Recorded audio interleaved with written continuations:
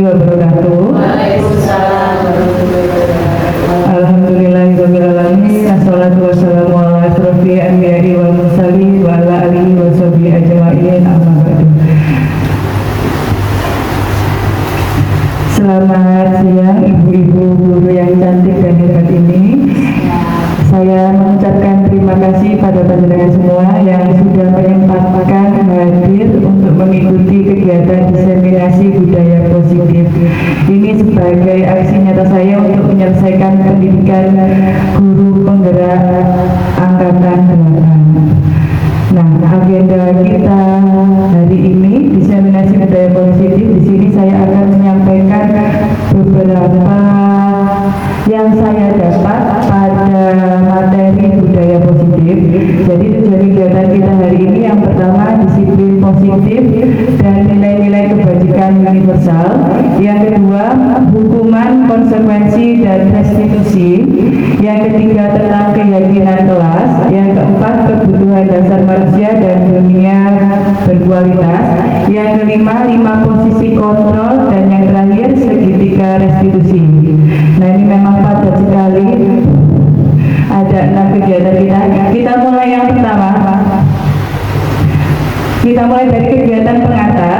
Nah, kita coba kepalkan tangan kita.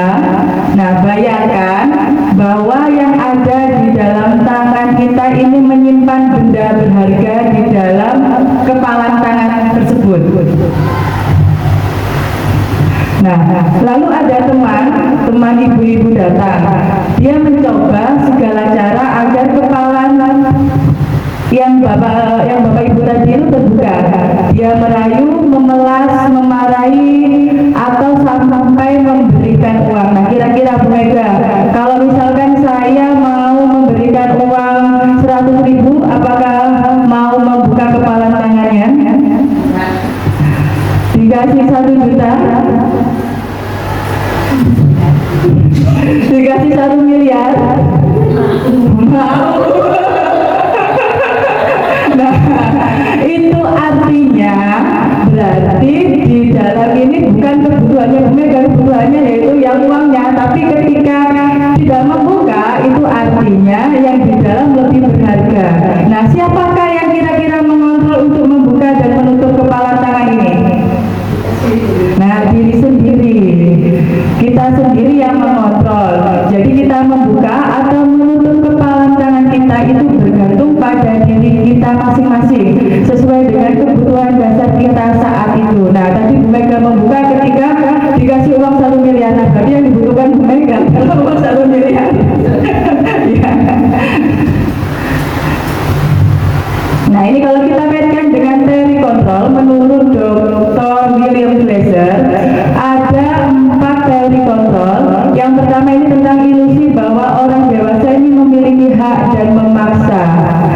Banyak orang dewasa yang percaya bahwa mereka memiliki tanggung jawab untuk membuat murid-murid berbuat hal-hal tertentu. Jadi kita ini kan sebagai orang dewasa biasanya secara tidak langsung kita ini percaya bahwa kita memiliki tanggung jawab untuk merubah atau memaksa murid kita untuk menjadi yang lebih baik lagi. Itu yang pertama, maksudnya seperti itu. Yang kedua, ilusi guru mengontrol murid. Pada dasarnya kita tidak dapat memaksa murid untuk berbuat sesuatu. Jikalau murid tersebut memilih untuk tidak melakukannya, walaupun tampaknya guru sedang mengontrol perilaku murid. Nah, hal demikian terjadi karena murid sedang mengizinkan dirinya dikontrol. Saat itu bentuk kontrolnya yaitu gurunya sendiri. Jadi guru itu juga menjadi kebutuhan dasar murid. Terkadang kan kalau kita melihat anak-anak yang tidak mau sholat, kita kan juga secara langsung memaksa anak itu untuk sholat. Nah, ketika anak itu melakukannya, berarti kebutuhan dasarnya yaitu kontrol dari kita semua, kontrol dari Bapak Ibu guru. Itu maksud dari ilusi guru mengontrol murid. Yang selanjutnya, ilusi bahwa semua penguatan positif efektif dan bermanfaat. Penguatan positif atau bujukan adalah bentuk-bentuk kontrol segala usaha untuk mempengaruhi murid agar mengulangi suatu perilaku tertentu. Adalah suatu usaha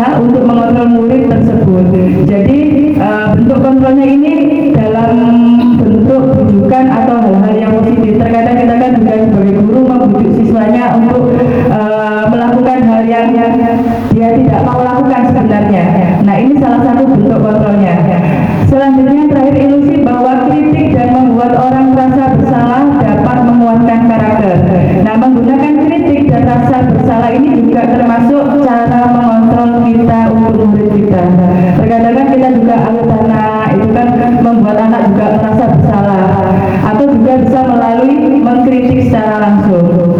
Nah, ini maksud dari teori kontrol dari Dr. William Glasser. Nah, bagaimanakah seseorang bisa berubah dari paradigma stimulus menjadi paradigma stimulus respon kepada pendekatan teori kontrol? Jadi terkadang ini kan menurut Stephen R. Covey mengatakan bahwa bila kita ingin membuat kemajuan perlahan, sedikit-sedikit ubahlah sikap atau perilaku Anda. Namun bila kita ingin memperbaiki cara-cara utama kita, maka kita perlu mengubah kerangka acuan kita. Nah, ubahlah bagaimana Anda melihat dunia, bagaimana Anda berpikir tentang manusia, dan ubahlah paradigma Anda, skema pemahaman, dan penjelasan aspek-aspek tertentu tentang realitas. Nah, ini maksudnya seperti ini. Terkadang kan kalau ada anak yang nakal, secara tidak langsung stimulus respon kita kan pasti menyalahkan anak tersebut. Nah, ubahlah stimulus respon tersebut menjadi teori kontrol. Pasti anak tersebut melakukan perilaku yang salah itu memiliki tujuan. Nah, sebagai guru kita harus tahu apa tujuannya, alasannya kenapa, tidak langsung menyalahkan siswa. Itu maksud dari stimulus respon diubah menjadi teori kontrol. Selanjutnya makna disiplin. Nah, kalau kita mendengar disiplin, biasanya yang ada di pikiran kita itu apa disiplin? Taat, teratur. Kalau tidak menjalankan biasanya akan mendapat hukuman atau sanksi. Nah, dalam budaya kita makna kata disiplin itu dimaknai menjadi sesuatu yang dilakukan seseorang pada orang lain untuk mendapatkan kepatuhan. Nah, kita cenderung menghubungkan kata disiplin ini dengan ketidaknyamanan. Namun disiplin yang dimaksud ini adalah disiplin positif. Apa itu disiplin positif? Nah, ini menurut Ki Hajar Dewantara menyatakan bahwa untuk mencapai kemerdekaan atau dalam konteks pendidikan kita saat ini, untuk menciptakan murid yang merdeka, syarat utamanya adalah harus ada disiplin yang kuat. Disiplin yang dimaksud itu adalah disiplin diri yang memiliki motivasi internal. Jadi disiplinnya itu berangkat dari dirinya sendiri. Nah, itu juga didukung oleh pendapat Gosen, Dione Gosen, yang menyatakan bahwa arti dari kata disiplin itu berasal dari bahasa Latin, yaitu belajar, yang juga berasal dari akar kata yang sama dengan disiplin atau murid atau pengikut. Nah, untuk menjadi seorang murid atau pengikut, seseorang harus paham betul alasan mengapa mereka mengikuti suatu aliran atau ajaran itu, sehingga mereka memotivasi atau terbangun. Jadi motivasinya yang terbangun dan motivasi itu menjadi motivasi intrinsik. Nah, sebagai pendidik, tujuan kita adalah menciptakan anak-anak yang memiliki disiplin diri sehingga mereka bisa berperilaku dengan mengacu pada nilai-nilai kebajikan universal dan memiliki motivasi di dalam diri mereka sendiri. Jadi arti kata disiplin itu bukan hanya pada tata tertib saja, tapi kita harus memunculkan makna disiplin itu di dalam dirinya siswa masing-masing. Nah, selanjutnya nilai-nilai kebajikan. Nilai-nilai kebajikan adalah sifat-sifat positif manusia yang merupakan tujuan mulia yang ingin dicapai setiap individu. Menurut Dr. William Glasser pada teori kontrol, bahwa setiap perbuatan ini memiliki suatu tujuan. Jadi anak itu berbuat sesuatu pasti ada tujuannya. Sedangkan menurut Diane Gosen bahwa dengan mengaitkan nilai-nilai kebajikan yang diyakini seseorang, maka motivasi intrinsik akan terbangun, sehingga menggerakkan motivasi dari dalam untuk dapat mencapai tujuan mulia yang diinginkan. Jadi tugas kita ini harus bukan meluruskan,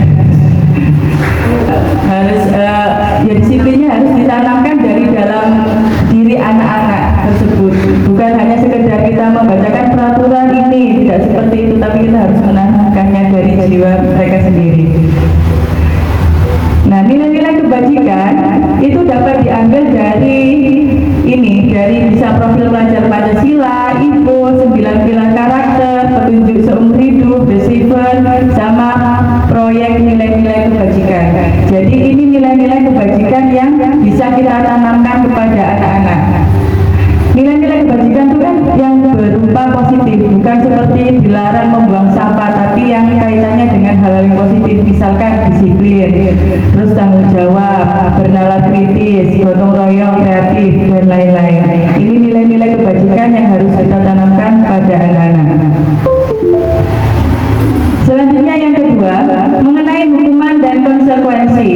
Nah, jika ada murid-murid kita yang melakukan sesuatu tindakan, terkadang kita secara tidak langsung itu bisa, secara responnya kita itu bisa melaksanakan hukuman atau konsekuensi.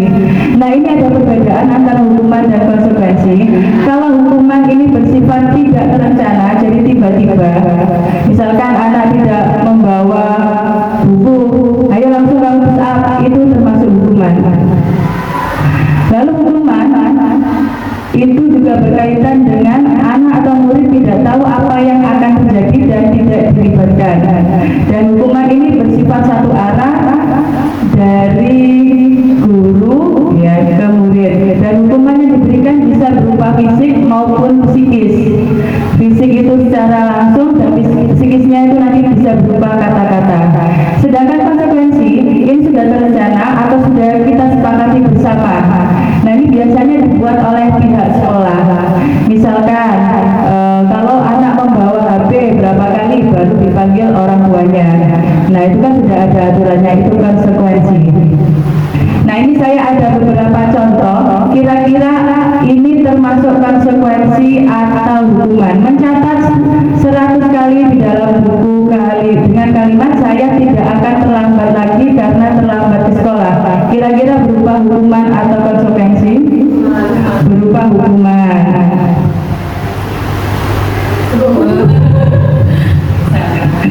Berupa konsekuensi karena dia kan terlambat.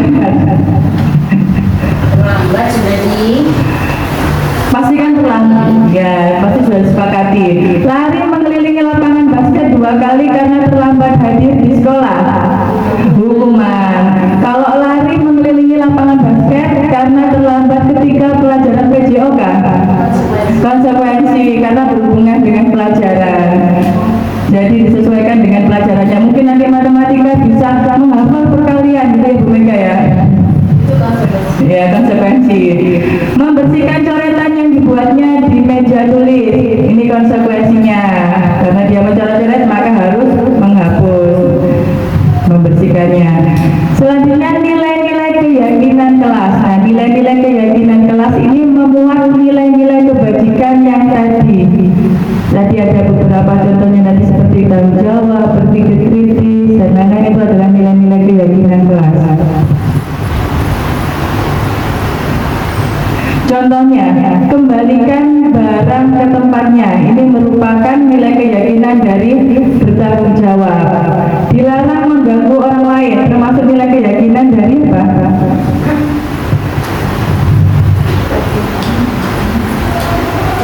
Saling menghormati. Hadir di sekolah 15 menit sebelum pembelajaran dimulai.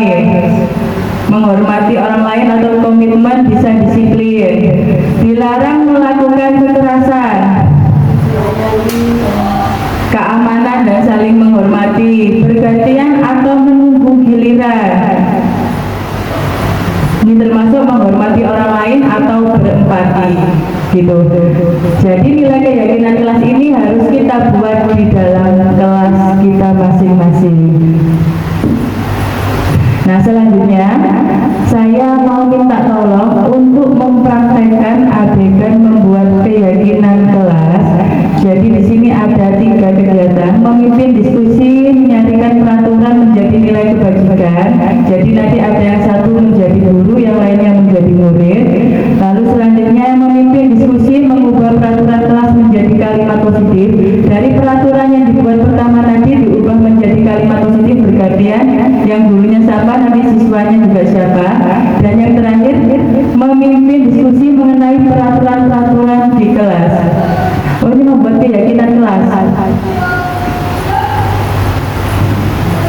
Jadi yang pertama itu mencarikan peraturan-peraturannya, yang kedua mengubah ke kalimat positif, dan yang terakhir mengubah ke dalam keyakinan kelas. Jadi peraturan kelas sama keyakinan kelas itu berbeda. Kalau peraturan itu lebih kepada melarang, dilarang membuang sampah, dilarang mencoret-coret tembok, itu kan peraturan kelas. Nah, kalau keyakinan kelas lebih kepada nilai-nilai yang positif gitu. Ya, tadi saling menghormati, disiplin, bertanggung jawab, jujur, itu nilai-nilai keyakinan. Begitu. Nah, sekarang siapa yang mau mempraktekkan yang pertama untuk menjadi gurunya?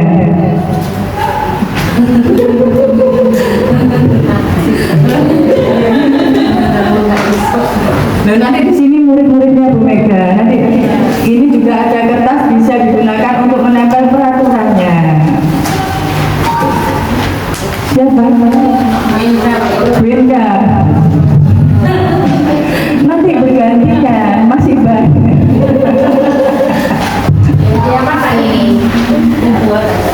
Yang pertama kan membuat peraturan kelas. Nanti itu jenengan pimpin gimana cara membuat peraturan kelas di kelas, seperti mengajar biasa. Siswanya kita.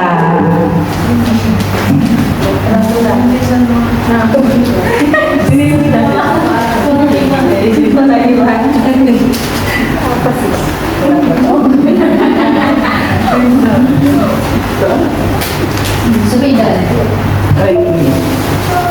Ada kertas ini.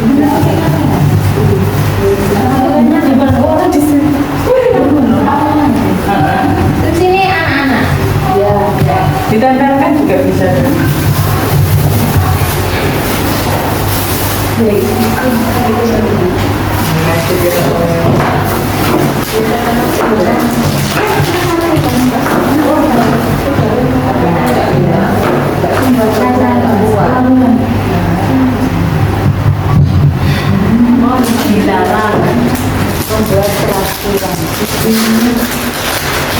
Ayo anak-anak, hari ini adalah hari pertama kita sekolah ya. Kita akan membuat peraturan di dalam kelas yang nanti akan diikuti dan dilaksanakan oleh siswa kelas 9E semuanya ini ya.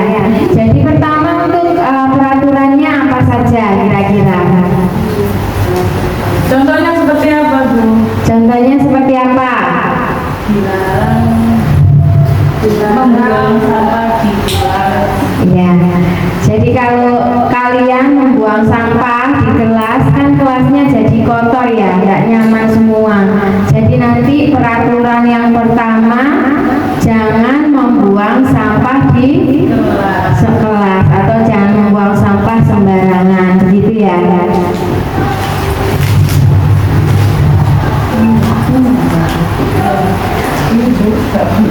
Terus yang kedua, selain membuang sampah sembarangan, kita akan punya apa tanaman ya anak-anak ya. Tanaman sudah kita tata rapi. Kira-kira kita membuat peraturan tanamannya bagaimana anak-anak? Menjaga, dilarang merusak. Jadi anak-anakku tidak boleh merusak tanaman yang sudah di kelas, yang sudah kita tanam ya. Siapa sekretarisnya yang mau nulis? Iya.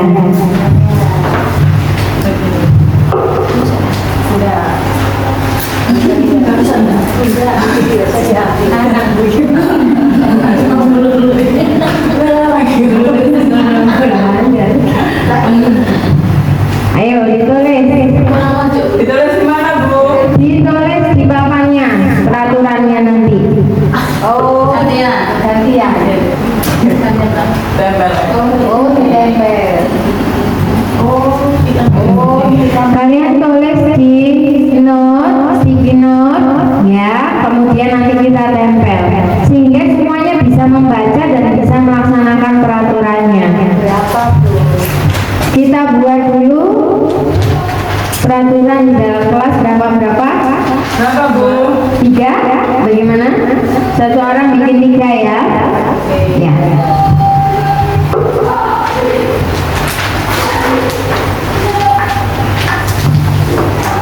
Peraturan yang berhubungan dengan kelas kita. Jadi tidak boleh membuang sampah sembarangan, terus tidak boleh apa lagi? Merusak tanaman yang sudah kita tanam. Selain itu dilarang apa lagi anak-anak? Dilarang Membawa HP. Dilarang membawa HP. iya, peraturan sekolah ya, itu termasuk ya. Boleh tidur Bu dalam kelas? Tidak boleh lah, nah kalau tidur di dalam kelas itu nanti gurunya juga ikut ngantuk. Jadi tidak boleh tidur di dalam kelas.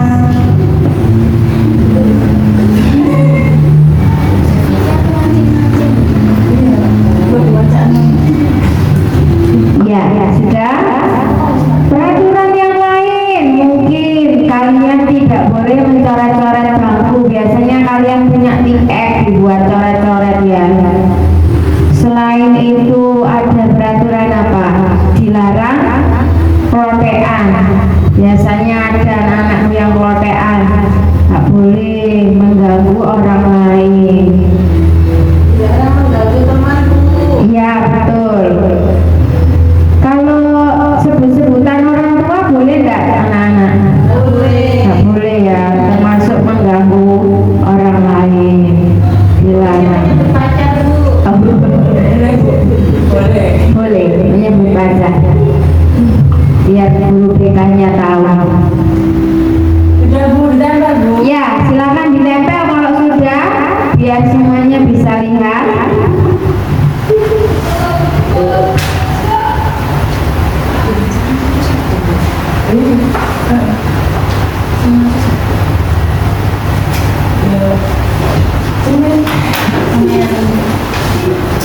Ya.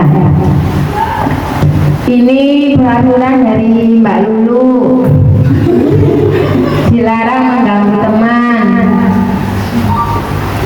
Itu berarti mengganggu privasi orang ya. Tidak boleh mengganggu teman. Dari Mbak Ika, dilarang mencoret-coret tembok di kelas ya. Banyak amat. 3 peraturannya. Cocok. Dilarang mencoret-coret tembok di kelas. Dilarang merusak fasilitas kelas dan berbicara kotor di kelas. Betul. Berarti berbicara kotor nggak boleh Bu? Dilarang. Kotor itu nggak boleh. Enggak. Jangan. Iya silakan. Oh ya. Dilarang mojok. Biasanya ada yang mojok-mojok ya. Terus dilarang mencoret-coret meja. Dilarang gaduh. Dilarang gaduh itu ramai ya anak-anak ya. Ini dari Mbak Ika. Ini dilarang melakukan bullying. Bullying seperti apa anak-anak contohnya? Menghina teman, manggil ibu gendut, nggak boleh, itu namanya bullying. Apa lagi anak-anak selain itu? Panggilan orang tua. Manggil-manggil orang tua ya, nggak boleh. Ya silakan Mbak Yuni sebelah sini. Dari Mbak Yuni ini dilarang tidur di dalam kelas saat pembelajaran, betul. Lalu dilarang mengeluarkan kata-kata yang menyakiti hati teman, yang menjaga perasaan temannya ya, karena kita juga nggak mau ya disakiti. Kemudian yang satunya lagi dilarang berbicara yang bermakna kotor. Ini sama ya dengan ininya Mbak Ika ya, gitu. Ada lagi? Sudah semua? Oh ya Mbak Lulu ditambahi semua. Mbak Lulu nanti dapat gelas kaca. Dilarang membawa hewan peliharaan. Waduh ya, betul sekali ya. Tidak boleh bawa hewan ya, nanti gigit temannya. Yang terakhir dilarang makan di dalam kelas. Kalau ada bapak ibu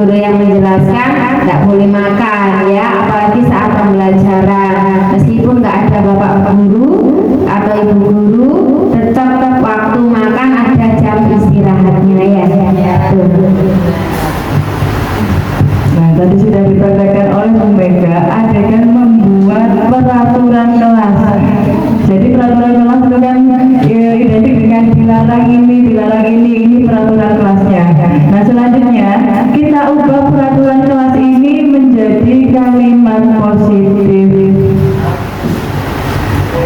Siapa yang mau memimpin? Bu Sri.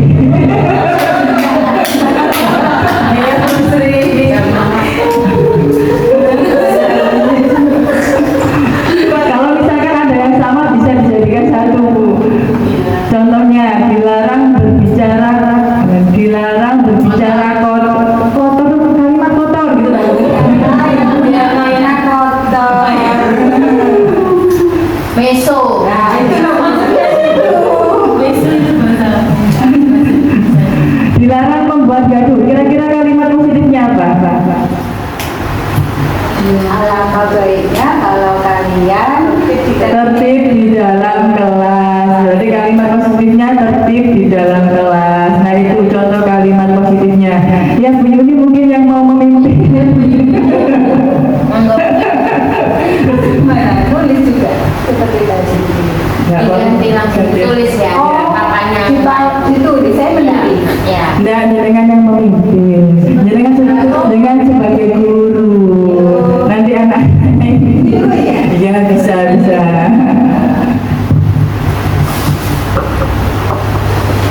Baik anak-anak, itu tadi melanjutkan pelajaran dari Bu Mega. Tadi Bu Mega sudah mengajarkan kita mengenai bagaimana cara membuat kalimat berkaitan dengan peraturan kelas. Coba kita ubah kalimat yang sudah kalian buat ini menjadi kalimat positif. Ya, yang membuat ini tadi dilarang mengganggu teman siapa? Ayo tuh. Ayo coba Mbak Lulu, coba diubah kalimatnya yang cantik ini menjadi lebih cantik. Jadi orang yang lain itu merasa bahwa itu berupa kalimat, bukan larangan, tapi sesungguhnya itu adalah larangan gitu ya, implisit gitu ya, begitu ya. Iya. Monggo. Alangkah baiknya jika kalian saling menyayangi. Ya, saling menyayangi, saling mengasihi dengan cara tidak mengganggu teman, itu maksudnya. Tapi kalimat positifnya tidak memakai seperti kata dilarang atau tidak gitu ya. Bagus. Coba siapa sekarang yang tadi membuat seperti itu, gak usah nulis. Tetap tulis. Ada yang nulis tapi kita lebih baik. Oh gitu. Kita harus yang sekretaris. Ayo coba sekarang dilarang mencoret-coret meja. Siapa yang buat ini tadi? Ayo coba dibuat bagaimana kalimat yang bernuansa positif. Iya. Menjaga kebersihan Menjaga kebersihan meja, menjaga kebersihan kelas. meja. Jagalah kebersihanku.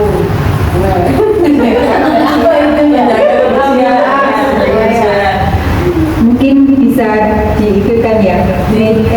Belajar akan nyaman kalau meja kita bersih dari coretan, gitu ya. Iya. Ayo, sekretaris.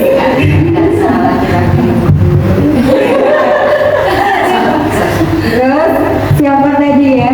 Mbak sekretaris tadi ya ditempel ya sayang. Iya. Ini tadi siapa? Dilarang melakukan bullying. Siapa ini tadi? Dilarang melakukan. Oh iya. Coba buat menjadi kalimat yang positif. Saling menghormati, saling menghargai antar teman. Saling menghormati, saling menyayangi, menghargai antar teman ya. Oke. Saling menghormati. Menulis sendiri ya, Mbak Sekretaris ya.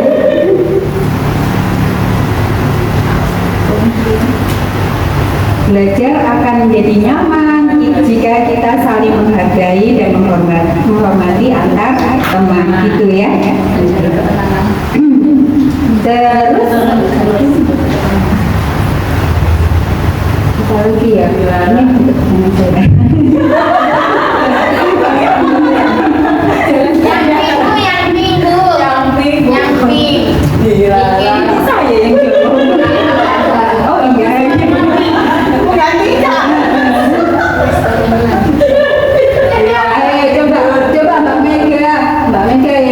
dilarang tidur di dalam kelas saat pembelajaran sedang berlangsung. Coba kalimat positifnya bagaimana? Pasti kalimatnya cantik secantik orangnya.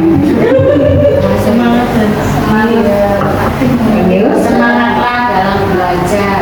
bersemangatlah dalam belajar. Coba ditulis di sini. Bersemangatlah dalam belajar. Mungkin ada yang apa ya, lebih mempercantik lagi kalimat yang sudah cantik tadi, dipercantik lagi. Mendengarkan pelajaran lebih baik daripada tidur. Berpartisipasi Iya. aktif. Berpartisipasi aktif saat pembelajaran berlangsung. Boleh itu. Jadi nanti kalau kita berpartisipasi aktif, maka secara tidak langsung pembelajaran mudah diterima. Itu bonusnya. Monggo. Yang hijau belum Bu. Yang hijau, yang sebelah mana, yang apa ya? Oh iya, ini dia. Dilarang mojok atau pacaran di kelas. Ayo siapa yang buat ini? Boleh pacaran. Boleh Mas. Dilarang berduaan karena ketiganya adalah setan. Loh itu kan masih negatif kalimatnya, ada kata dilarang ya. Apa ya? Tadi siapa ini Mbak Mega tadi? Mbak Sri. Mbak Sri. Ayo Mbak Sri. Berteman dengan semua. Berteman dengan semua siswa yang ada di kelas. Monggo ditulis. Berteman dengan semua.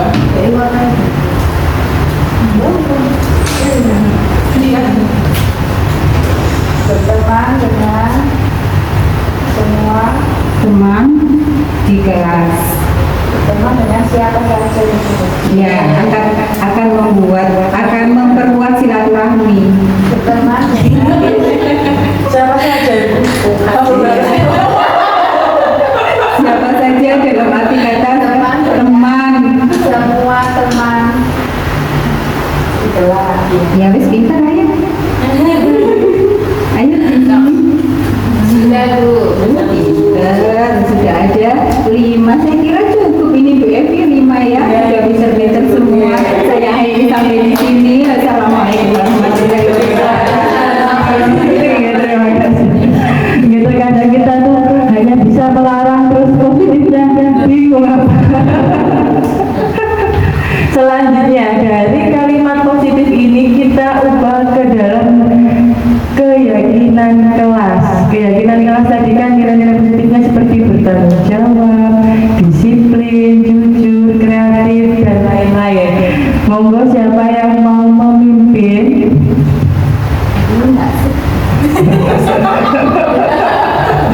Siapa? Siapa Bu Yuni? Mbak Sri. Monggo Mbak Sri. Mengubah ke dalam itu nilai-nilai keyakinan kelas. Jadi seperti saling menyayangi itu apa? Ditulis gitu tak Bu Eni. Ya, wujudnya apa? Berpartisipasi aktif. Kalau aktif berarti kan nanti bisa Tidak boleh tidur, nyanyi, suka menolong teman. Tadi kan contohnya ini. Hadir di sekolah 15 menit sebelum pembelajaran dimulai, termasuk menghormati orang lain sama komitmen, menjaga komitmen. Terus bergantian atau menunggu giliran, ini termasuk menghormati orang lain atau berempati. Ya kesehatan, menjaga kebersihan. Nah kita patokannya bisa menggunakan yang ini.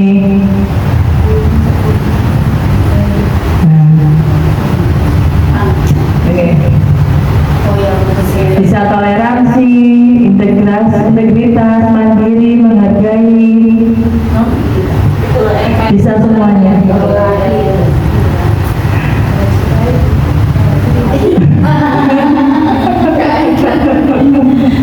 Ya apa ini gak jangan lupa ke sana dulu ya. Saya ini aja.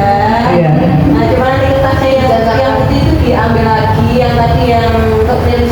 nilai itu yang tidak ternyai sudah ketemu diganti apa diambil. Ya bisa seperti itu. Kita nanti bisa tahu. Ini kelihatannya lalu tetap dipaham. Sebenarnya diganti ya.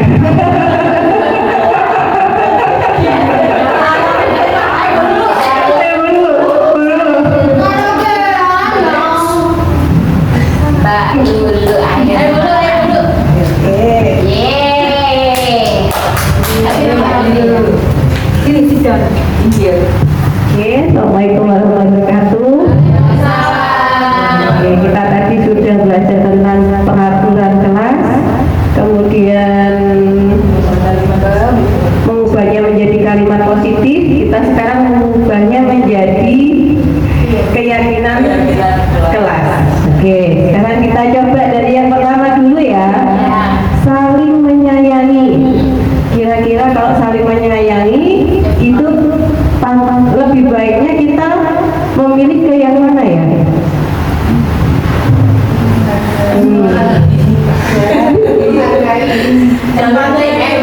Bisa empati, bisa peduli, bisa toleransi, ya, ya, oke. Nah, berarti kita bisa ambil. Menghargai. Oke, bisa juga saling menghargai. Bisa juga tidak merendahkan orang lain. Jamban bawahnya saja. Jamban bawahnya. Oke, Terus kita peduli. bisa peduli, toleransi, menghargai, tidak merendahkan orang lain, cinta Tuhan dan segenap ciptaannya. Banyak sekali. Padahal satu ya, sekitar nyambungnya kemana-mana ini. Ya. Yang kedua. Oke, sekarang kita lanjut ke yang kedua. Enaknya apa ya? Yang agak berbeda dengan menyayangi. Nah, sekarang ini yang kedua kita cari tentang menjaga kebersihan.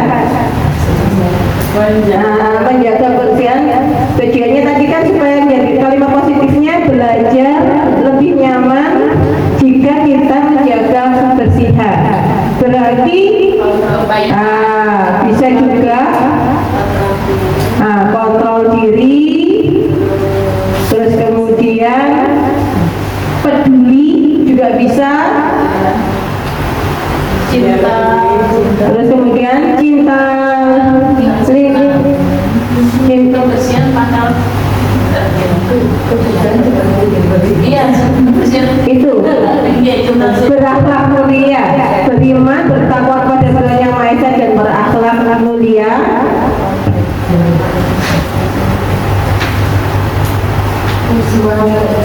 Ya, oke. Ya, oke. Kontrol diri sama peduli. Mungkin ini Mbak Mega ini berpartisipasi aktif dalam pembelajaran. Kira-kira apa Mbak Mega? Keberanian. Oke, keberanian. Terus Inisiatif. inisiatif. Terus juga bernalar kritis. Tidak. Apa lagi Bu? Terus ini juga bisa ditambahkan ini. Percaya diri, kreatif dan bekerja keras. Cocok sekali Bu. Oke, Mbak Ika yang ini berikutnya.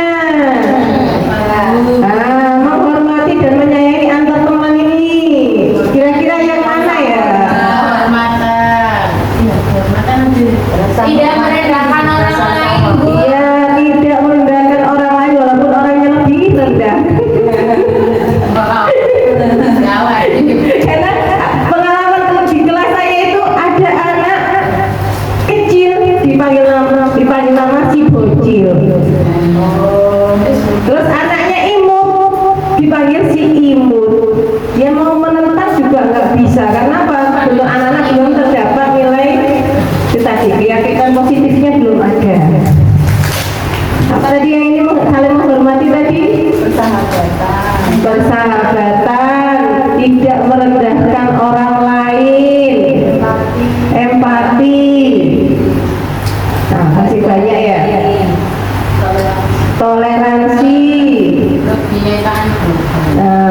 kebinekaan global juga ya. Ini juga toleransi, kedamaian dan kesatuan.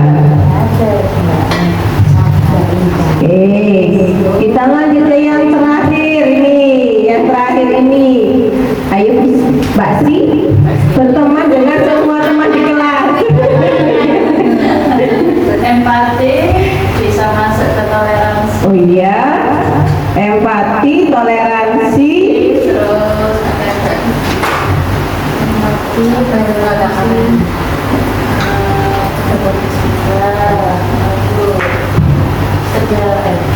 sama masuk ke itu juga kan kebinekaan global ya. kata-katanya apa tadi? Tadi berteman dengan siapa saja. Bergotong royong juga bisa, kerja sama terutama ya. Kalau dia nggak mungkin kerja sama jika tidak mau berteman dengan siapa saja. Oke, sekian dari saya. Terima kasih. Assalamualaikum warahmatullahi wabarakatuh. Password.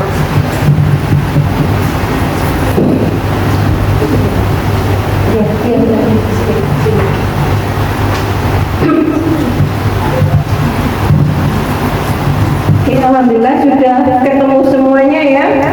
Jadi cukup sekian untuk mata pelajaran kali ini, akan dilanjut oleh guru berikutnya. Terima kasih.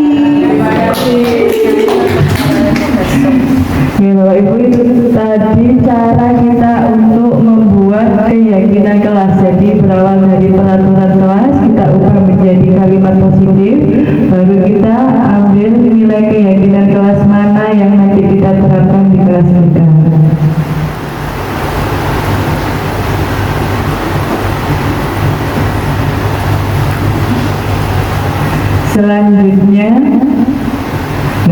Selanjutnya kegiatan pendalaman keyakinan kelas. Setelah tadi kita membuat keyakinan kelas, nah kita bisa memperdalam lagi dengan membuat kegiatan tampak seperti atau tidak tampak seperti. Jadi tadi kita kan sudah ada yang saling menghormati, empati. Empati itu tampak sepertinya seperti apa, tidak tampak sepertinya seperti apa. Kenapa dibuat seperti ini? Supaya anak-anak tahu empati itu yang harus dilaksanakan seperti apa. Terus habis itu tidak tampak seperti apa supaya mereka menjadi empati. Nah ini tujuannya. Terus selanjutnya ini untuk kegiatan tampak seperti atau tidak tampak seperti. Selanjutnya bisa juga kita ubah ke dalam tabel Y. Kalau tadi tabel T, yang ini tabel Y-nya. Tabel Y-nya ada 3: terdengar, berperilaku, sama terlihat. Kalau terlihat itu kan tampak langsung, misalkan ini dilarang mengeluarkan seragam ketika pelajaran. Nah terlihatnya berarti dia seragamnya harus rapi. Terus berperilakunya berarti sudah sesuai dengan sudah sesuai dengan aturannya sekolah. Dan terdengarnya apa yang kita dengar.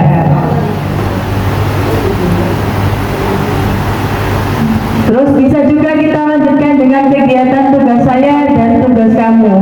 Di sini Bapak Ibu itu bisa menuliskan guru tugasnya itu apa dan murid tugasnya itu apa. Lalu guru tugasnya bukan apa, guru tugasnya kok guru-guru lagi. Murid tugasnya bukan apa. Kenapa seperti ini? Supaya anak-anak paham bahwa guru itu tugasnya ini, mereka tugasnya ini, dan mereka tidak boleh melakukan ini bawahnya. Nah ini bisa diperdalam seperti ini. Selanjutnya yang keempat, kebutuhan dasar manusia. Kebutuhan dasar manusia itu ada 4. Yang pertama kebutuhan untuk bertahan hidup atau survive, di mana kebutuhannya bersifat fisiologis. Untuk bertahan hidup misalnya seperti kesehatan, rumah, dan makan. Lalu ada kebutuhan kasih sayang dan rasa diterima. Kebutuhan untuk disayangi dan diterima meliputi kebutuhan akan hubungan dan koneksi sosial. Lalu ada kebutuhan kebebasan, di mana kebutuhan ini adalah kebutuhan akan pilihan. Kebutuhan kebutuhan untuk bebas adalah kebutuhan akan kemandirian, otonomi, atau memiliki pilihan. Dan yang terakhir itu adalah penguasaan, di mana penguasaan ini kebutuhan pengakuan atas kemampuannya. Jadi anak-anak itu kalau melakukan sesuatu pasti ada kebutuhan dasarnya yang belum dipenuhi. Mungkin saja dia termasuk yang penguasaan, atau yang kasih sayang, atau yang kebebasan. Contohnya seperti ini. Ada cerita Bimo, seorang anak TKB selalu berlari keluar kelas menuju jalan raya di depan sekolahnya yang ramai dengan kendaraan. Tingkahnya membuat guru Bu Ani bingung dan seringkali mengejarnya.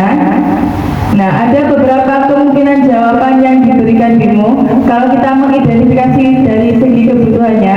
Kalau misalkan Bimo menyuarakan, aku senang main kejar-kejaran dengan ibu guru. Nah, kira-kira kebutuhan apa yang dibutuhkan oleh Bimo? Kebebasan, cinta dan kasih sayang, penguasaan, atau kesenangan? Cinta dan kasih sayang. Aku senang main kejar-kejaran dengan ibu guru. Seru. Kesenangan. Kesenangan. Ini adalah kebutuhannya Bimo, adalah kesenangan. Kalau dia mengucapkan seperti ini berarti dia senang. Contoh yang kedua, ibu kejar aku karena ibu guru sayang aku. Cinta dan kasih sayang. Sudah diakhiri. Alhamdulillah.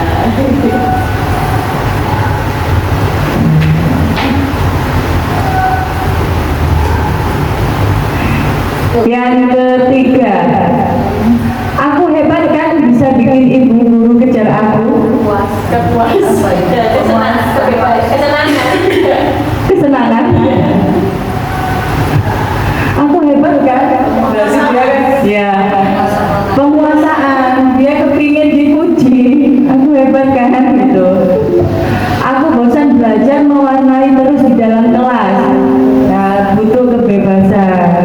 Nah, itu cara mengidentifikasi anak-anak. Jadi bisa dari kalimat yang mereka ucapkan. Selanjutnya, 5 posisi kontrol. Nah, ini kira-kira nanti kita berada di mana. Ada 5 posisi kontrol. Yang pertama sebagai penghukum. Nah, seorang penghukum bisa menggunakan hukuman fisik maupun verbal. Lalu membuat rasa bersalah. Pada posisi ini biasanya guru akan bersuara lebih lembut. Posisinya sebagai teman. Yang ketiga, guru pada posisi ini tidak akan menyakiti murid, namun akan tetap berupaya mengontrol. Jadi dia lebih merangkul tapi menjadikan teman. Yang keempat, pemantau. Pemantau ini lebih kepada dia sesuai dengan aturannya. Nah, kalau yang manajer di mana guru berbuat sesuatu bersama dengan murid, mempersilahkan murid secara tidak langsung, dia tuh tahu salahnya apa dan dia tahu apa alasannya, apa yang dilakukan juga selanjutnya seperti apa. Jadi seperti seorang manajer. Nah, bagaimanakah perbedaan guru sebagai penghukum, pembuat rasa bersalah, teman, pemantau, dan manajer? Ini ada video.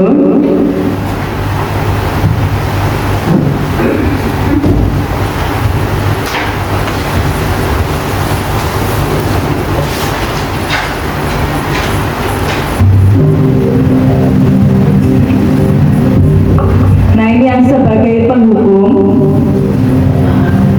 Naren, sini kamu. Selamat pagi, Bu. Selalu terlambat. Kamu deh, pasti terlambat. Maaf, Bu. Saya Apa? Apa coba? Alasan kamu apa lagi? Kapan sih kamu tidak terlambat? Malah sekali ya kamu jadi anak. saya Dasar pemalas. Gak kapok-kapok sih kamu. Sudah berapa kali terlambat? Sana, kamu keliling lapangan basket 2 kali. kenapa saya harus keliling lapangan basket, Bu? Kenapa? Kamu mau lawan ibu? Berani-beraninya jawab. Sudah terlambat, masih berani jawab pula. Sekarang, keliling lapangan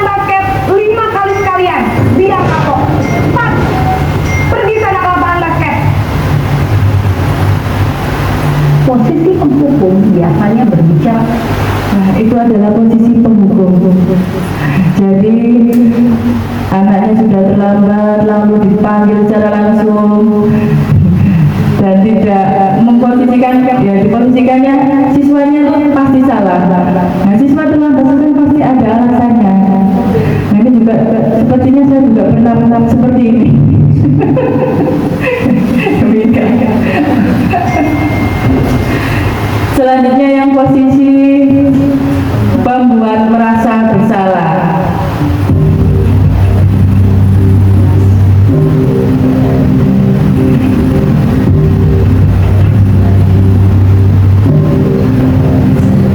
Naren,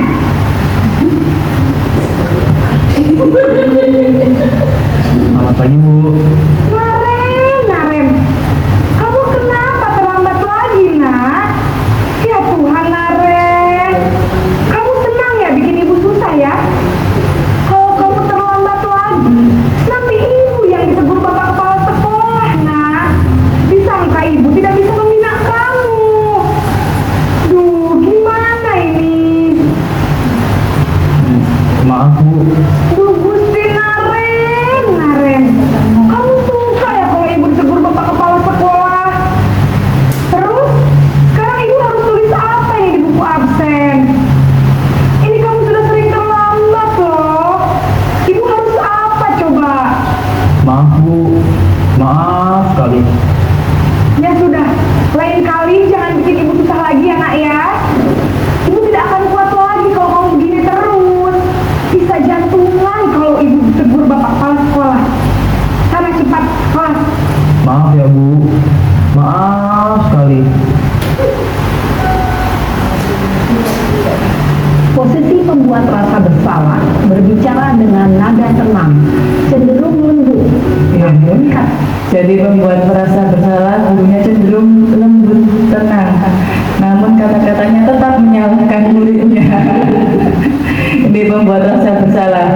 Yang ketiga sebagai teman.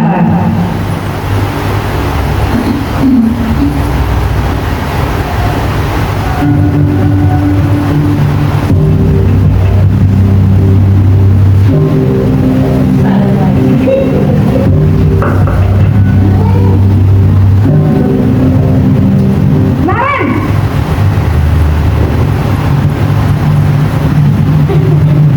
Selamat pagi Bu. wah sudah jam berapa ini, nak? Terlambat lagi ya sayang. Iya Bu. Habis ibu saya lupa bangunkan saya Bu. Kamu malah menyalahkan ibu kamu. Kamu bukannya anak yang larinya paling kencang. Kok terlambat sih? Iya Bu. Saya memang terlambat bangun tadi. Jadi biarpun saya lari kencang, tetap nggak kekejar Bu.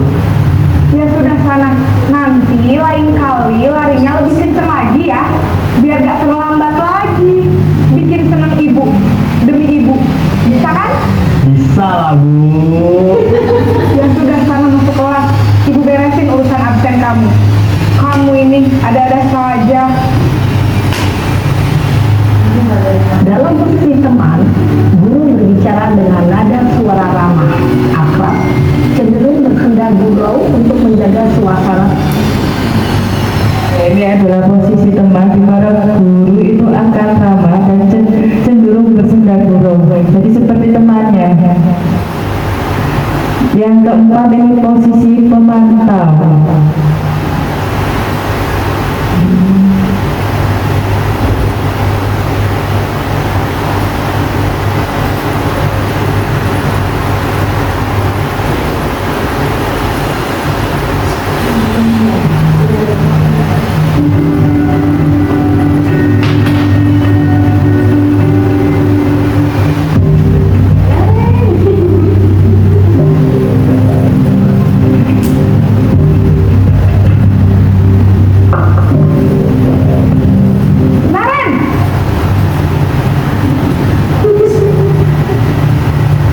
Selamat pagi Bu. Naren, apa peraturan sekolah kita tentang jam berapa kita harus masuk sekolah, nak? Kita harus di sekolah jam 7 Bu. Iya betul, sekarang sudah jam 7.20. Naren sudah tahu konsekuensinya jika terlambat hadir. Paham Bu, saya harus tinggal kelas pas jam istirahat selama 20 menit. Iya benar, konsekuensinya demikian.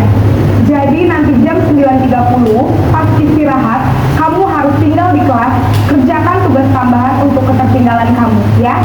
Baik Bu. Posisi pemantau mengandalkan penghitungan atau data untuk mengontrol murid. Guru mengarahkan murid berdasarkan peraturan dan Jadi posisi pemantau ini lebih pada nanti ke peraturan sekolahnya lagi. Dan yang terakhir posisi manajer ini posisi yang diharapkan oleh kita semua.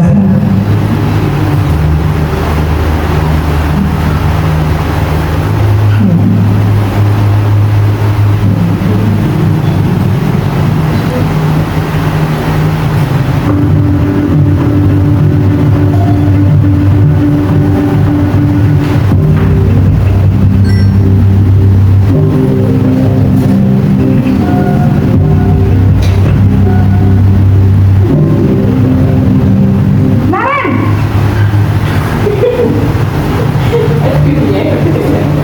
Selamat pagi Bu. selamat pagi Naren. Maaf Bu, saya terlambat. Iya, sekolah masuknya jam 7, sekarang sudah jam 7.20. Jadi sekarang bagaimana ini Naren? Maaf Bu, saya lupa setel alarm saya semalam. Baiklah, menurut kamu, keyakinan sekolah yang mana yang perlu kamu tingkatkan?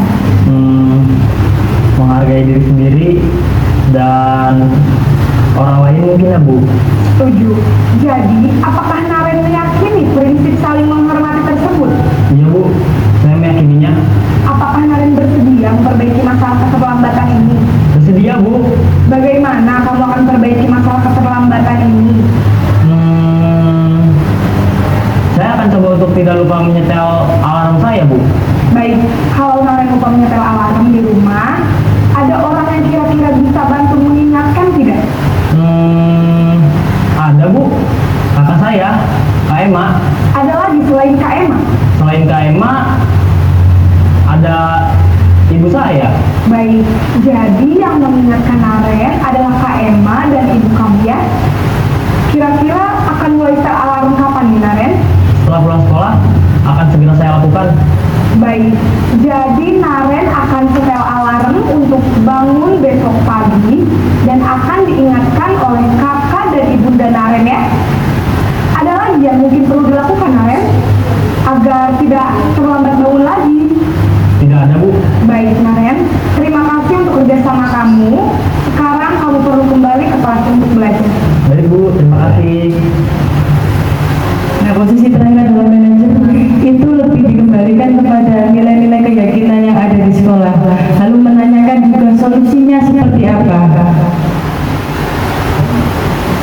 Nah, Vinka, kira-kira dari 5 posisi tadi, ada di posisi manakah? Vinka, kalau saya kan sudah jujur tadi, kadang sebagai penghukum juga. Kira-kira dari posisi mana? Biasanya itu tergantung dari anaknya Bu, yang kita hadapi. Jadi ada anak yang sering berkali-kali sehingga sudah, misalkan kita sebagai teman, sebagai pemantau itu sudah dilakukan tapi tetap tidak ada perubahan gitu. Jadi biasanya ya itu antara penghukum ya pernah, membuat rasa bersalah sudah pernah, pemantau. Nah, mungkin yang belum yaitu yang manajer.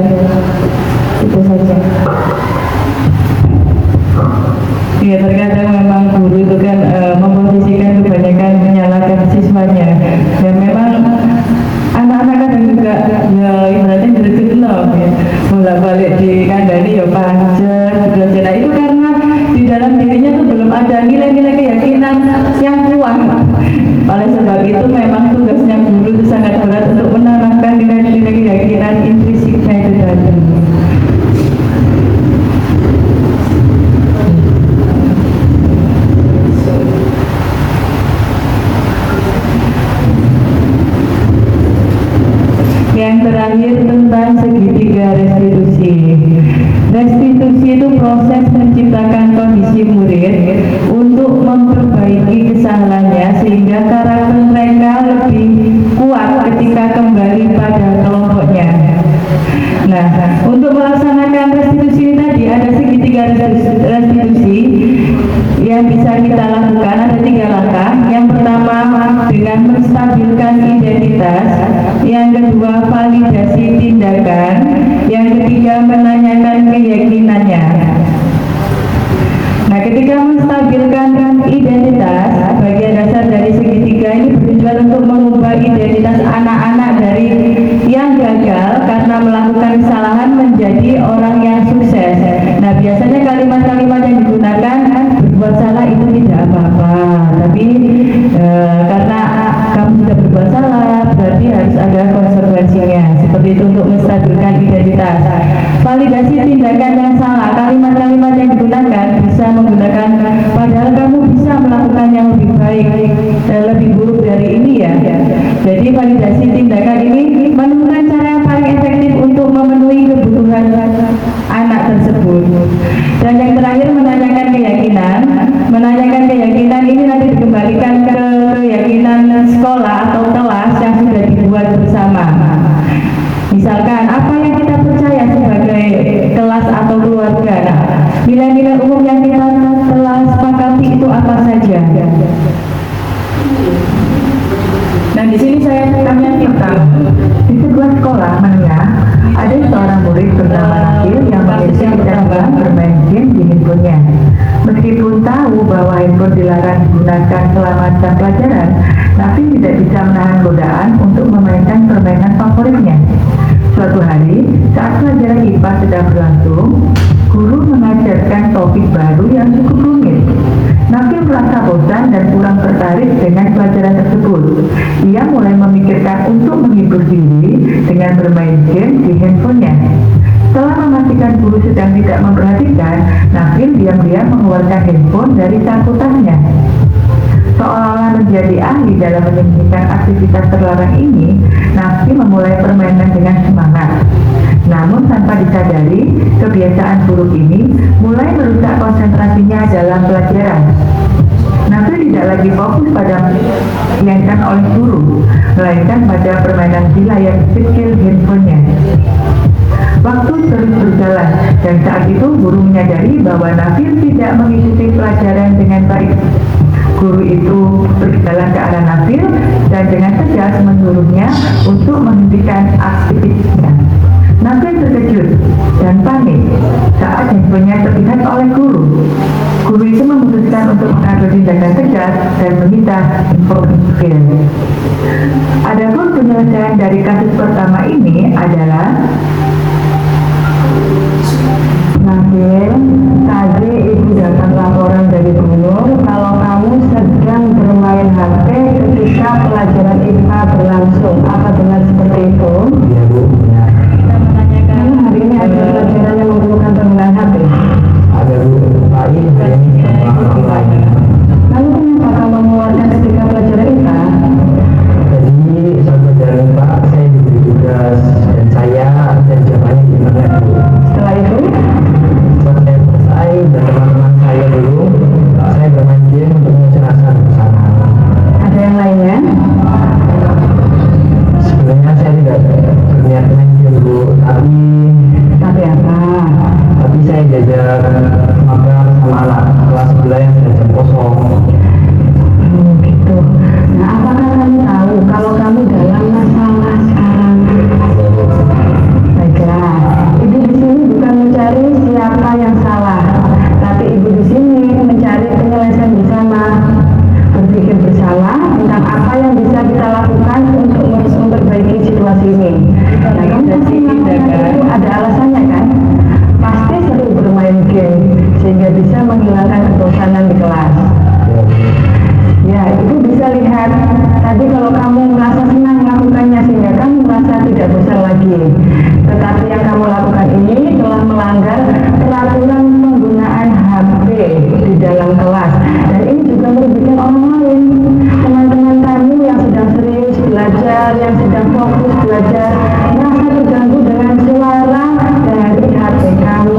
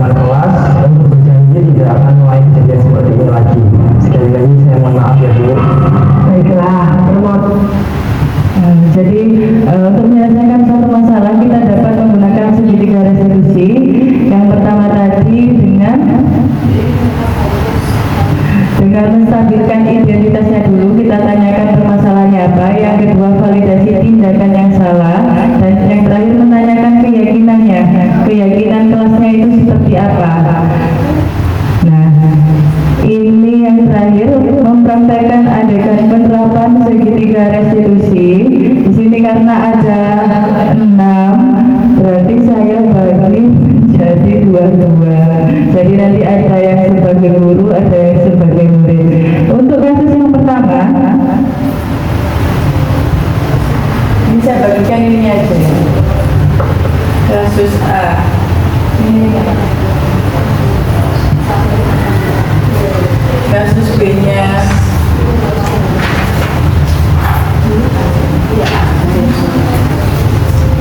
nah nanti berdialog berdua, ada yang menjadi guru dan ada yang menjadi muridnya.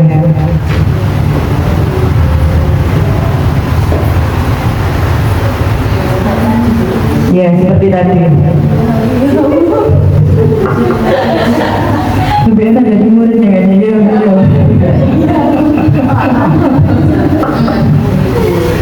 Itu bukan bagian Bu, bagian mana terus. Pengalaman pribadi.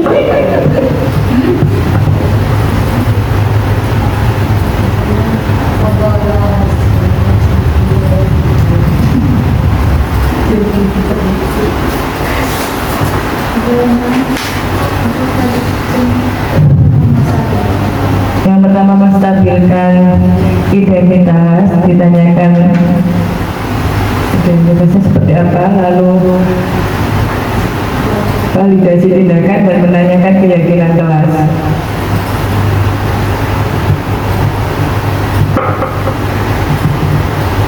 Sudah bisa dimulai dari kasus A.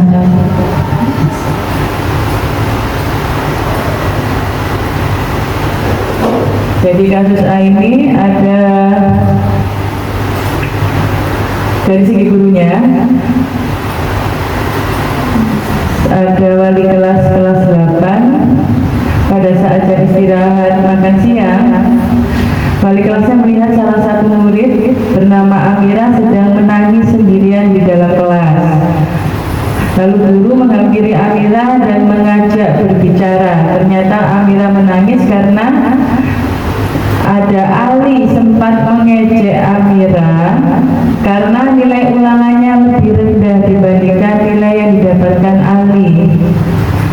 Nah, sebagai guru merasa bahwa ada keyakinan kelas yang tidak diikuti oleh Ali dan akhirnya sepulang sekolah guru tersebut mengajak Ali untuk berbicara gitu.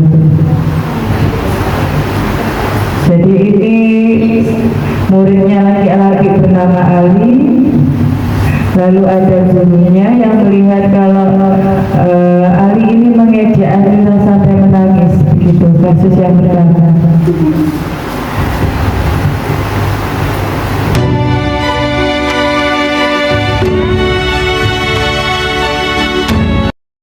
Kemana ibu melahirkanmu? Kamu tidak merasa apa yang sedang kamu lakukan? Yang mana Bu ya?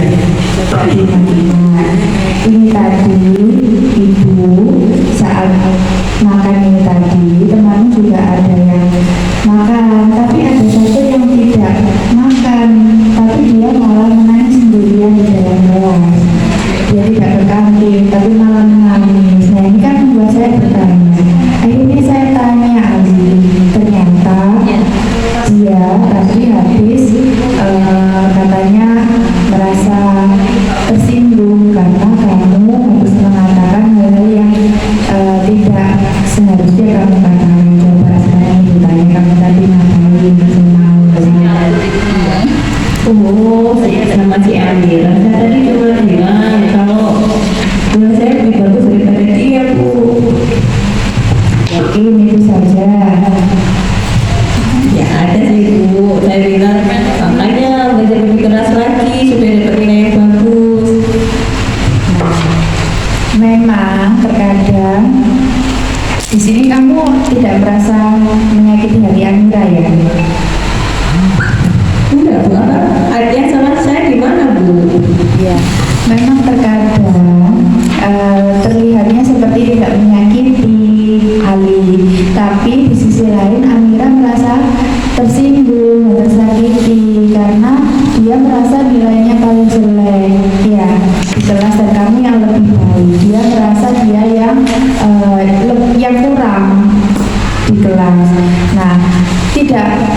tidak, sebenarnya memang kalau dilihat ya tidak ada salahnya kamu seperti itu. Cuman ya itu tadi, setiap orang berbeda-beda dan tidak ada manusia yang sempurna. Jadi seharusnya tidak kamu lontarkan langsung seperti itu kepada Amira. Jadi mungkin memang kamu tidak bertujuan untuk mengejek, tapi terkesannya Amira dia merasa kamu ejek gitu. Kamu apakah merasa seperti itu?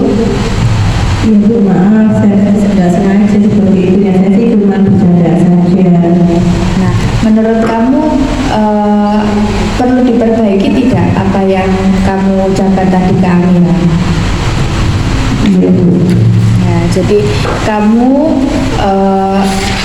apakah memang pengen terlihat lebih unggul daripada Amira? Iya. Iya. Oke, jadi kamu memang pengen menunjukkan ya bahwa kamu itu lebih bagus daripada Amira ya? Iya Bu. Ya, oke. Kamu boleh bangga terhadap apa yang sudah kamu capai, tapi jangan sampai merugikan orang lain tadi. Ya, jadi jangan sampai orang itu dia malah merasa kecil. Akhirnya di sini Amira jadi merasa minder, tidak semangat lagi, ya kurang percaya diri karena dia merasa dirinya sudah tidak pintar lagi, ya kan, tidak bisa mengerjakan ulangan tadi. Jadi kamu jangan seperti itu lagi ya. Nah, sekarang berarti keyakinan kelas apa yang harus kita perbaiki di sini? Menghargai orang lain dan tidak merasa lebih baik. Menghargai orang lain dan tidak merasa yang paling baik ya, paling benar ya. Jadi semua itu punya kelebihan masing-masing, punya kekurangan masing-masing. Jadi kita harus menghargai kekurangan dan kelebihan orang tersebut, jangan langsung ditunjukkan kepada anaknya. Begitu ya, Ali. Jangan diulangi lagi ya, Nak. Ini Bu, masih pikirannya. Oke, berarti selanjutnya ke depannya apa yang harus kamu lakukan kalau misalkan kamu nilaimu lebih bagus lagi dari temanmu yang lain? Saya tidak akan menggunakan kata-kata yang dapat menyinggung teman-teman. Oke, baik, terima kasih Ali. Sama Bu.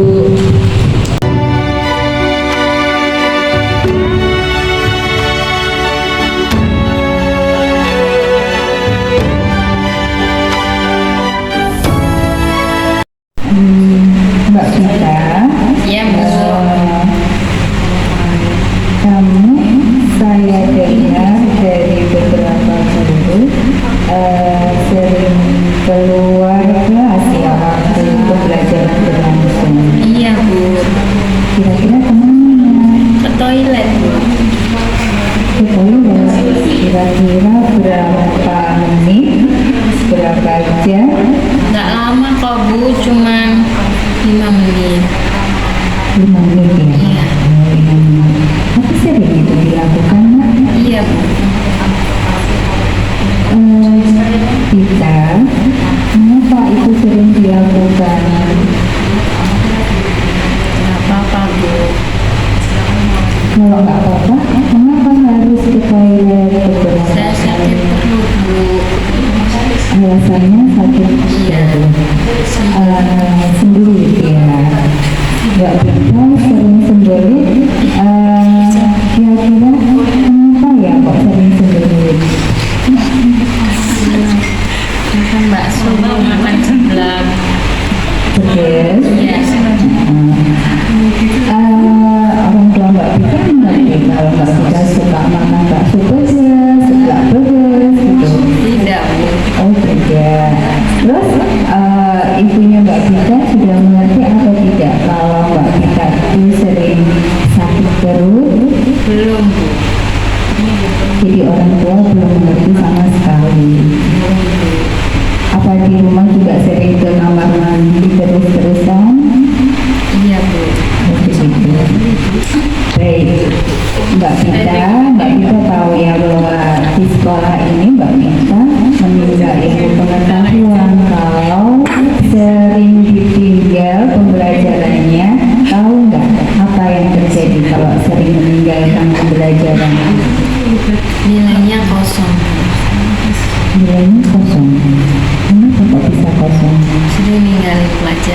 sedang meninggalkan pelajaran, dan pada saat meninggalkan pelajaran guru sedang memberikan evaluasi atau tes gitu. Iya. Terus Mbak Vita bagaimana kalau nilainya itu kosong? Harus mengajar, Harus mengajar dengan cara bagaimana? belajar lagi. Belajar lagi dengan cara yang bagaimana belajarnya? Kok belajar dengan cara belajar sendiri, Belajar cari tahu di sendiri. Google. Cari tahu di Google begitu.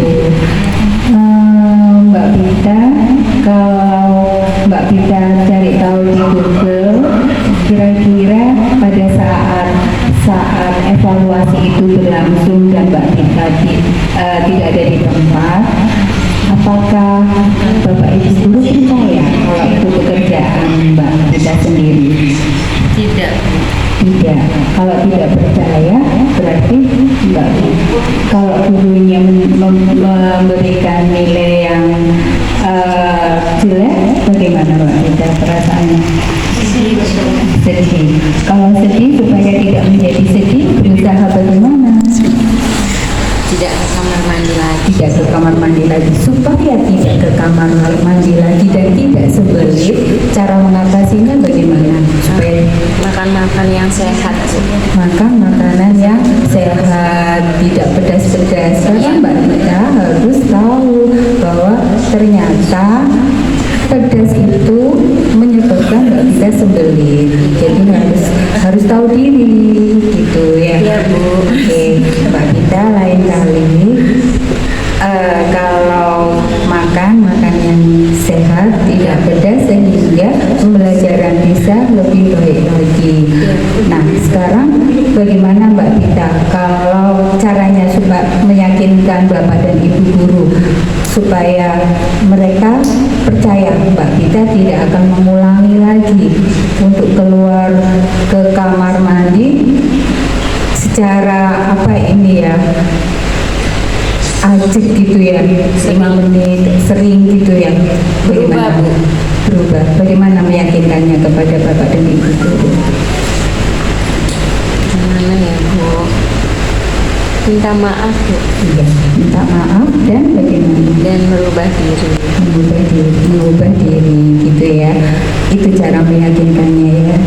Dengan cara seperti itu Mbak Vita yakin ya nanti Bapak dan Ibu guru bisa, kemudian Bapak dan Ibu guru merasa yakin bahwa Mbak Vita tidak akan mengulangi lagi apa yang sudah Mbak Vita lakukan selama ini yang membuat Mbak Vita rugi pembelajaran begitu. Baik Mbak Vita, semoga Mbak Vita menyadari semuanya itu dan semoga Bapak Ibu guru memahami apa yang sudah alasan yang diberikan oleh Mbak Vita. Iya, Bu. Semoga tetap semangat ya nak ya, belajar lebih baik lagi, makan makanan yang sehat. Baik, Oke, Bu. Oke. Terima kasih Mbak Vita, semangat belajar. Assalamualaikum. Salam, Bu.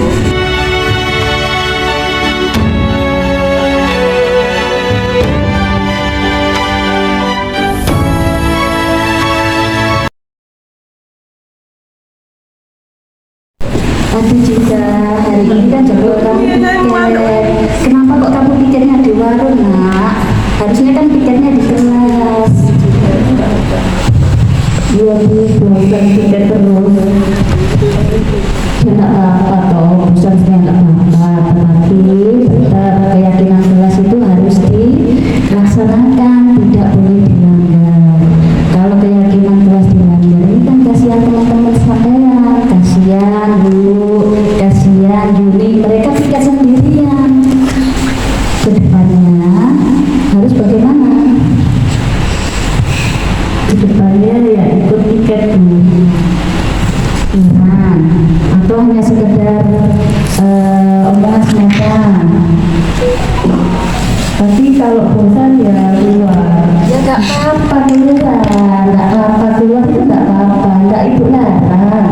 Tapi keluarnya itu setelah melaksanakan piket. Kasihan dulunya ya.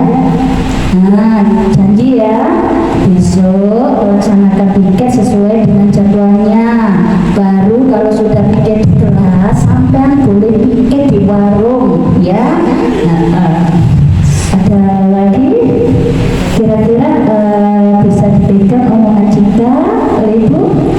Bu.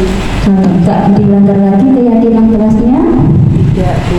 Janji ya sama ibu ya, harus diubah ya untuk kebaikan bersama. Janji dulu ke ibu.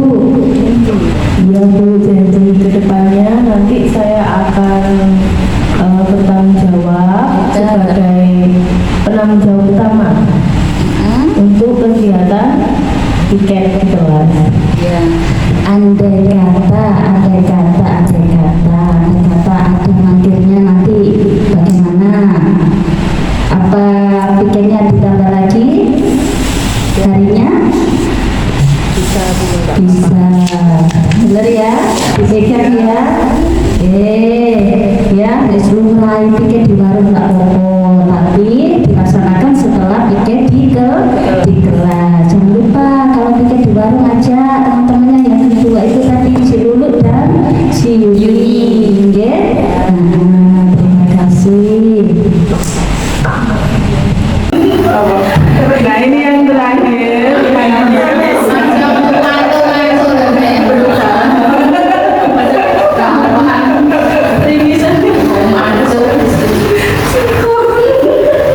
Yang terakhir saya minta refleksinya. Jadi hal baru apa yang ibu-ibu dapatkan dari kegiatan hari ini, dan yang kedua apa yang akan ibu lakukan setelah mendapatkan pengetahuan baru pada kegiatan hari ini.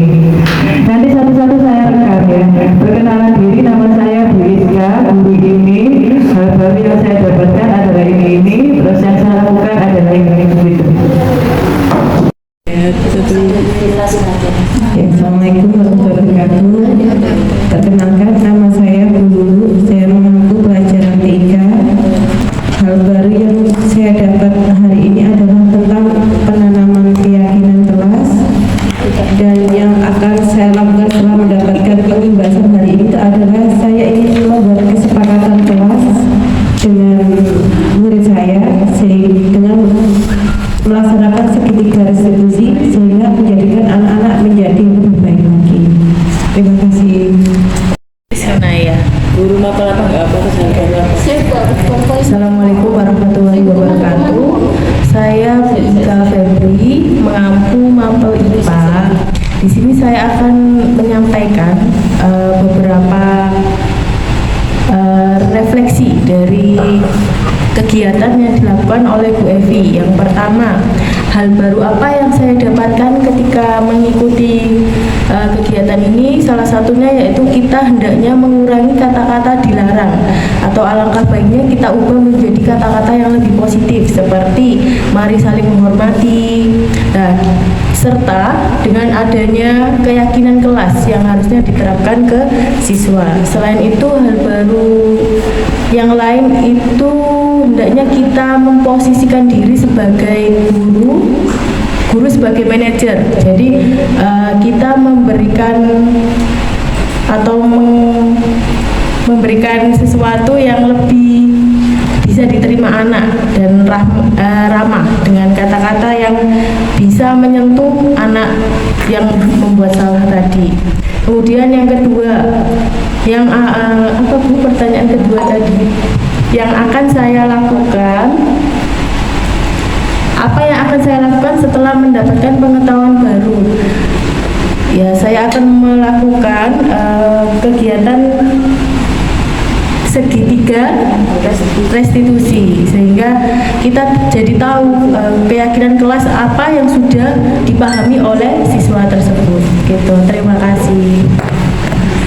Perkenalkan, nama saya Bu Sri. Dalam kegiatan ini yang pertama, hal baru apa saja yang saya dapatkan? Banyak hal baru dalam kegiatan ini. Yang pertama tentunya dalam menentukan keyakinan kelas ini kita harus menggunakan kata-kata positif, kata-kata yang memang disepakati oleh anak-anak secara bersama-sama. Terus yang kedua, hal baru apa saja? Tentunya dalam memposisikan kita sebagai guru.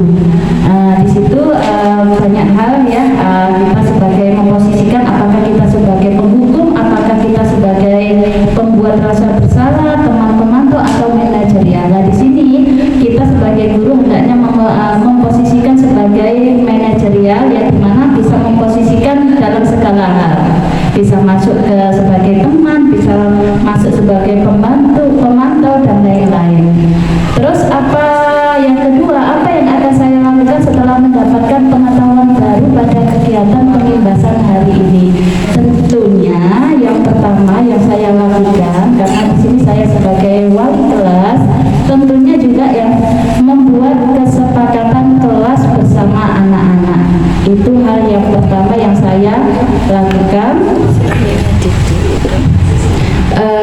Terus tentunya yang kedua, dengan mengubah pola tadi, pola kita sebagai memposisikannya sebagai guru tadi, tentunya mencoba memposisikan sebagai manajerial, baik cara menyelesaikan masalah dan lain-lain. Sekian, mohon maaf barangkali ada yang kurang dari saya. Assalamualaikum warahmatullahi wabarakatuh. Assalamualaikum warahmatullahi wabarakatuh. Nama saya Ibu Inka, saya mengajar IPA di SMP Negeri 53 Surabaya. Nah, pada hari ini saya mengikuti kegiatan pengimbasan guru penggerak. Hal yang saya dapatkan yaitu saya sudah mengetahui bagaimana cara menanamkan keyakinan kelas pada anak. Jadi tidak hanya peraturan tapi keyakinan kelas. Kemudian bagaimana seorang guru itu mengontrol siswanya. Tadi ada beberapa teori kontrol yang bisa diterapkan di anak-anak. Kemudian untuk menyelesaikan masalah juga dapat menggunakan segitiga restitusi. Nah, selanjutnya setelah saya sudah mengetahui hal-hal tersebut, maka saya semakin memiliki pandangan bahwa ketika berada di kelas itu tidak hanya saya memberikan peraturan kelas, tapi juga bersama anak-anak membantu atau membuat beberapa keyakinan yang nantinya diterapkan di kelas. Kemudian ketika ada suatu permasalahan, saya menghadapi berbagai hal yang dilanggar oleh siswa, saya juga bisa memposisikan diri saya tidak hanya sebagai penghukum, tidak hanya sebagai teman atau yang lain, tapi juga bisa sebagai yang lebih baik, yaitu sebagai manajerial. Kemudian untuk banyak hal, untuk menyelesaikan masalah juga lebih baik menggunakan segitiga restitusi. Terima kasih. Assalamualaikum warahmatullahi wabarakatuh.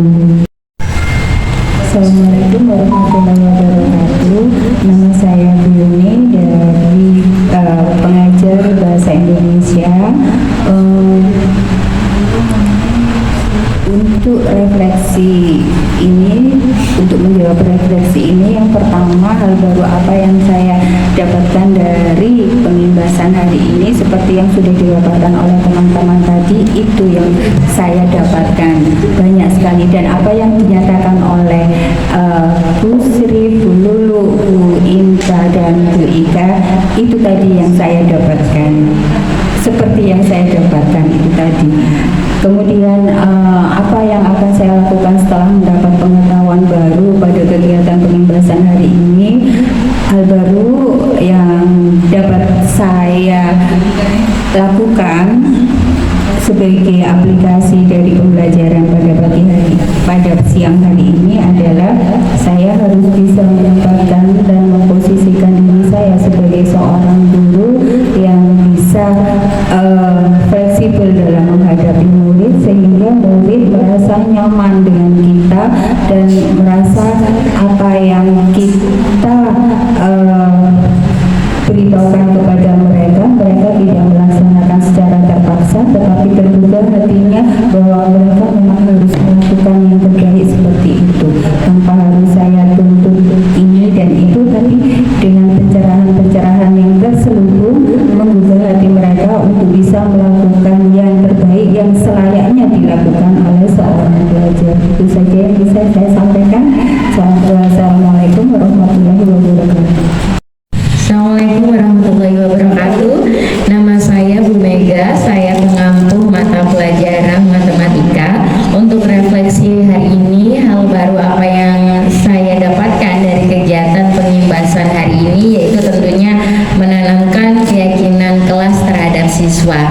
Dan untuk apa yang akan saya lakukan setelah mendapatkan pengetahuan baru pada kegiatan pengimbasan hari ini, yaitu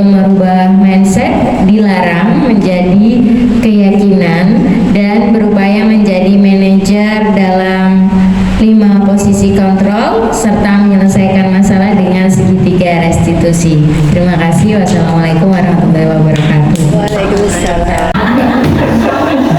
Itu sudah masuk semua sepertinya Bu Mega. Katanya ngaku tapi lengkap sekali. Ya, demikianlah kegiatan kita hari ini, diseminasi budaya positif. Saya sampaikan terima kasih. Mohon maaf ini sangat terlalu lama sampai hampir mau 2 jam.